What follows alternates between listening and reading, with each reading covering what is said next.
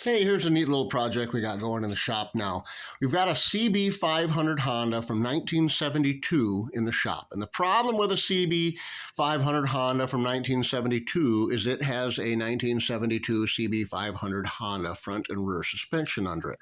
We'll deal with the rear suspension later, but for the front suspension, right, it's got a disc brake that's solid, unventilated, really heavy disc. It's got a spoked wheel, really heavy spoked wheel, all steel, very heavy. And it's got tiny diameter forks.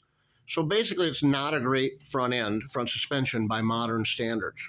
So what we're going to do is we're going to retrofit the front end off a GS500 Suzuki. They made those from the late 90s into the mid 2000s. And the upside to those are it's a larger diameter fork tube.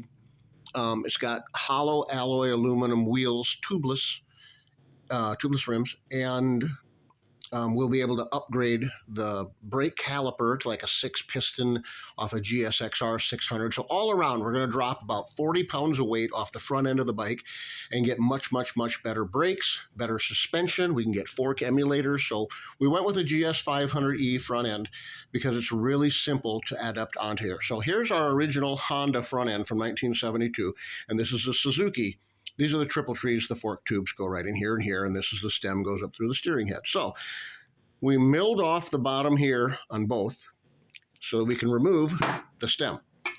And we're then going to move the Honda stem into the Suzuki tree. Now in this case, they're still the same diameter. This is going to make it really easy to do. Sometimes when we do jobs like this, the stems aren't the same diameter. Depending on how much wall we have and how big the hole is, sometimes we make the hole bigger. Sometimes we turn the stem down. If the wall's too thin, sometimes we have to make a whole new stem on the lathe. But that's what we're doing. This is going to be real easy. We'll just move the Honda stem over into the Suzuki triple trees. I'll modify the top triple tree after we increase it to the whole diameter for this. But other than that, it's going to be easy. But something else we're going to accomplish while we're doing this, and get that out of there, is we're going to be changing the trail a little bit. So if you notice the center line here on the Suzuki to the center line of the Honda, you see how it's further from the center line of the steering head to the center line of the forks. The Honda is slightly longer. So what the effect this is going to do is this is going to increase the trail of the bike by about a ½ inch when we put this Suzuki front end on. Going to have about a ½ inch more trail. So that'll be a little bit more stable. But we can also slide the fork tubes up in the triple trees slightly to drop the front end down to reduce trail a little bit that way. Plus, I think the advantages of the 40 pounds of less unsprung weight is going to have enough of an advantage where even though we're adding a ½ inch of trail, it'll still be a quicker steering bike when it's all said and done, less gyroscopic effect, all that mass of the Honda, the original Honda front wheel. So we'll have nice aluminum Suzuki hollow cast rims. We'll have massive 13-inch rotor with a 6-piston caliper off a GSXR 600.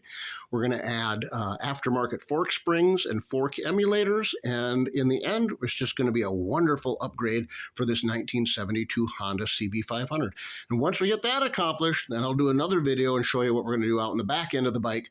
But the end result is we're going to have a 1972 Honda that handles like about a 1999 bike. It's not going to be a brand new bike, but it's going to handle amazing when we're done.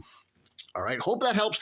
Don't be intimidated if you need to move front end off of one bike onto another. You want to put a late model sport bike front end on your cruiser or something. It's usually not that big a deal. You can move your stems over most of the time and accomplish what you need to accomplish. All right, good luck out there. Enjoy, everyone.